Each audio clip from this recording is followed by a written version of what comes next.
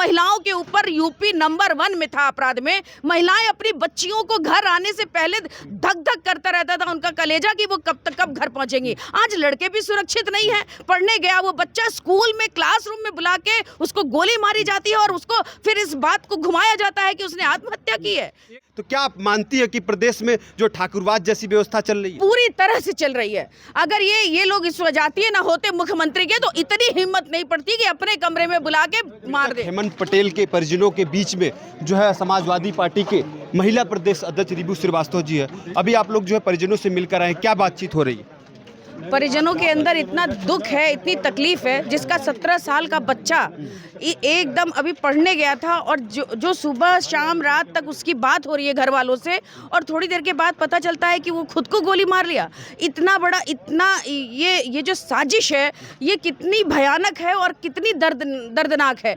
बताइए, जैसे कोई अपने कितनी मुश्किल से माँ बाप अपने बच्चे को पालते हैं, पोसते हैं और कितनी उम्मीद रखते हैं कि बच्चा बड़ा होकर क्या कुछ करेगा।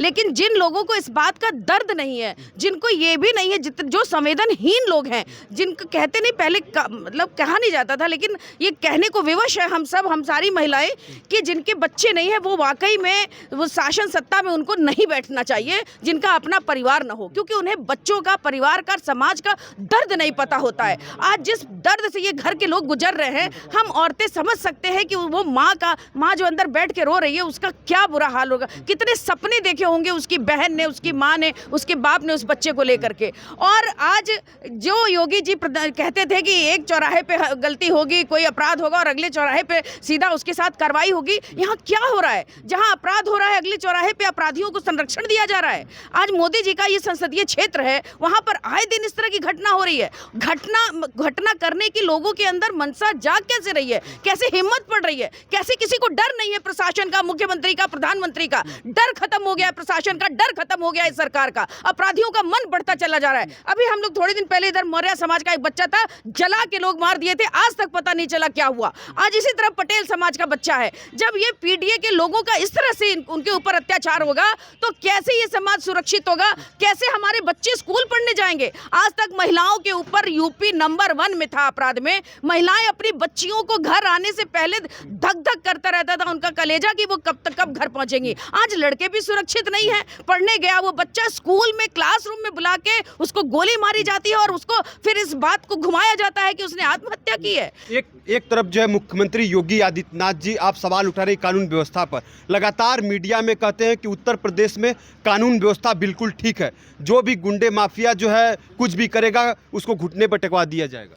केवल कहने वाली बात है ना। जैसे 15-15 लाख रुपए आ रहे थे, जैसे किसानों का आय दुगना हो रहा था, जैसे बेरोजगारों को नौकरी मिल रही थी 2 करोड़ लोगों को रोज हर साल युवाओं को, तो उस तरह से सारी जुमलेबाजी वाली बात है इनकी। और ये भी जुमला है इनका कि अपराध नहीं है। अपराध तो चरम सीमा पे उस उत्तर प्रदेश में है। और जो प्रधानमंत्री जी का संसदीय क्षेत्र है, अगर वहां ये हाल है तो पूरे उत्तर प्रदेश का क्या हाल होगा? आज गोली लहराते हमारे मुख्यमंत्री, राष्ट्रीय अध्यक्ष जी जो पूर्व मुख्यमंत्री रहे, उनको गोली मारने की कोई धमकी देता है, उसके ऊपर कोई कार्रवाई नहीं होती। मन कैसे बढ़ रहा है इन लोगों का? कोई पुतला जलाता है, यहाँ क्या बनारस के देखिए लोगों को पुतला जलाते हैं, उसको पुतले को थप्पड़ से मारते हैं और कोई कार्रवाई नहीं होती। एक समाजवादी पार्टी का कोई बच्चा कोई कुछ लिख दे, कोई लिख दे, केवल कोई कुछ भी कर दे, कोई पोस्टर लगा दे, उसके ऊपर कार्रवाई होने लगती है। तो ये तो केवल पक्षपात हो रहा है। केवल जो भाजपा से जुड़े लोग हैं, जो भाजपा सत्ता से जुड़े लोग हैं, उनको संरक्षण दिया जा रहा है और वो सरकार के संरक्षण में इतनी गुंडागर्दी कर रहे हैं। एक तरफ आपके नेता अखिलेश यादव जो है प्रदेश में ठाकुरवाद की जो है बात करते हैं, हमेशा जो है जिस तरीके से मीडिया में आता रहता है, उसी तरह यहाँ पर जो मुख्यमंत्री के स्वजाति के द्वारा किया गया। तो क्या आप मानती है कि प्रदेश में जो ठाकुरवाद जैसी व्यवस्था चल रही है? पूरी तरह से चल रही है। अगर ये लोग इस स्वजातीय ना होते मुख्यमंत्री के तो इतनी हिम्मत नहीं पड़ती कि अपने कमरे में बुला के मार दे। कुशीनगर में आज इसी तरह एक महिला के साथ जो होता है उसमें भी वही लोग होते हैं। भाजपा के लोग पूरी तरह से क्राइम पे उतर गए हैं और उनको पता है कि सत्ता का संरक्षण उनके पास है और इसीलिए ये हो रहा है। लास्ट सवाल है कि क्या जो है वाराणसी पुलिस जो इस परिवार के साथ न्याय पुलिस तो आज कार्यकर्ता बन गई है भाजपा की ना।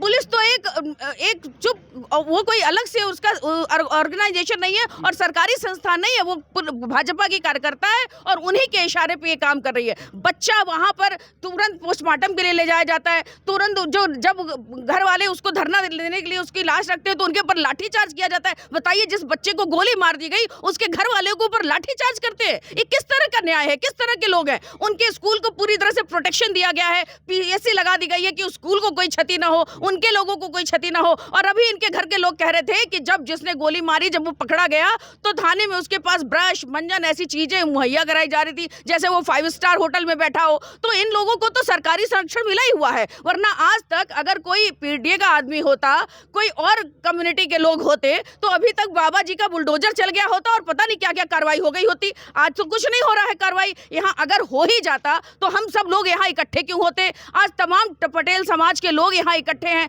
आज जिसने भी कभी भाजपा को वोट दिया होगा पीडीए के लोगों ने, आज वो पछता रहे हैं, शर्मिंदा हैं, दुखी हैं कि कैसे इनकी सरकार बन गई और सरकार बन के ये हिटलरशाही कर रहे हैं। ठीक है।